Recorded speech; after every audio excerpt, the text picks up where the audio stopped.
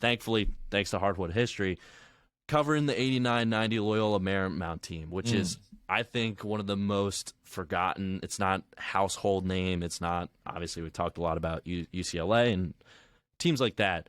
And we actually have an interview with Jeff Fryer. So, I mean, we just kind of wanted to plug and just geek out over this team. Like, I've watched highlights, but I never experienced that. I wasn't living at that time, obviously, but what was it like kind of seeing that team go as far as they did and just enjoy that roller coaster of a ride?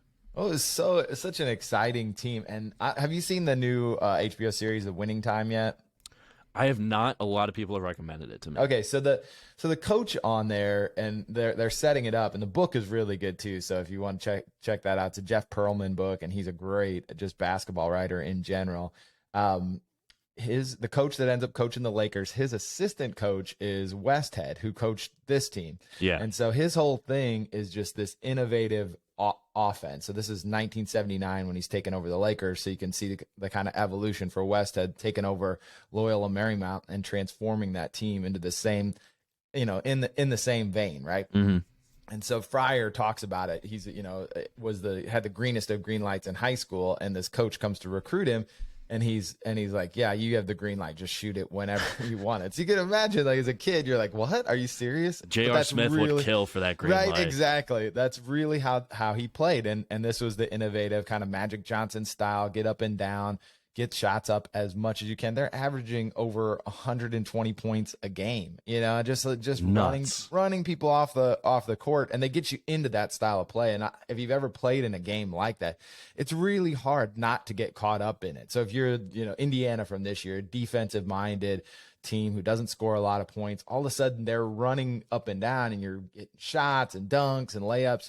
And then by the end of the game, you're losing by 20 points because you just have forgotten that that's their game. That's exactly what they want to do. And they eventually just, do a lap around you, basically. So I love just the innovative approach, I love those through lines where you have a head coach that has kind of that timeline back to the Showtime Lakers, and just the evolution of basketball. Other players obviously on the team, Bo Kimball, Hank Gathers, had transferred in there and maybe had a shot at the championship. They had taken UNLV, the team with Larry Johnson and Augment and all those guys, to lost by just a few points earlier in the season.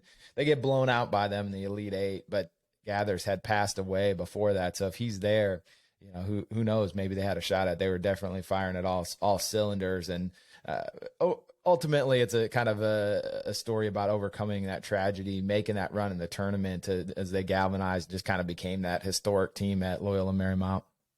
Yeah, I mean, it's not just a basketball story. It's just an American story. It transcends sports, and it's always a story that you could, if you told someone all this stuff happened where its star passes away mid-season, and then they got to go up against the eventual champion, it's like, holy shit, you couldn't write a better movie than this. Yep. And it's always cool because it's like, first of all, did UNLV invent the baggy undershirts? Because I feel like that wasn't a thing until they started running up and down the floor. Yeah, right.